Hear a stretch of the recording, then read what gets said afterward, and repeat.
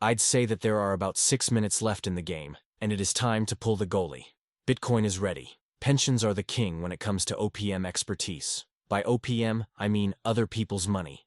Everybody is an expert on how to manage other people's money, and nothing brings out people's greatest and wildest ideas like pensions.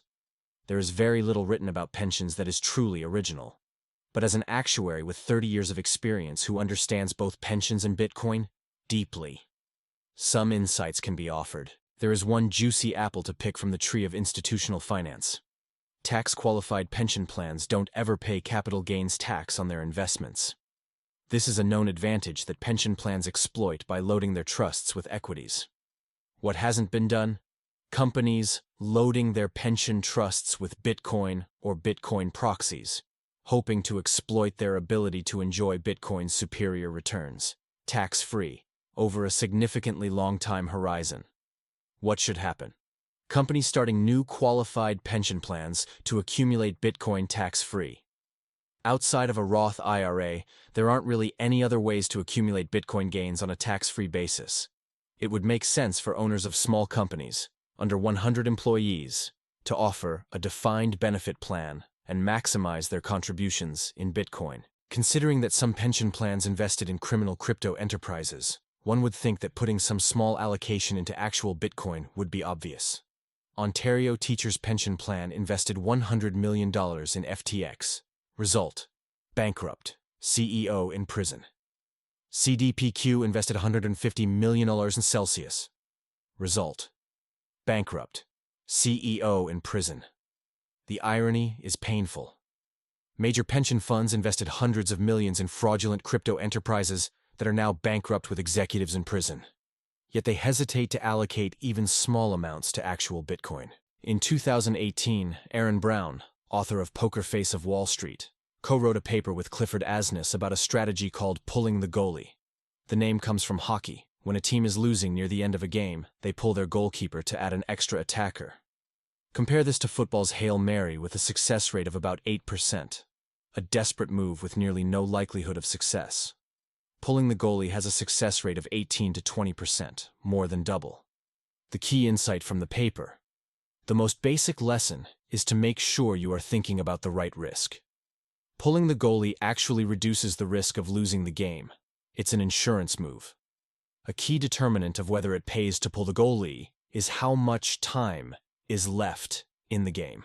It made sense to pull the goalie with 6 minutes left, an uncomfortably long time that seems unintuitive, but maximizes winning probability. Pensions are in need of a strategy that increases volatility, and Bitcoin is the perfect solution.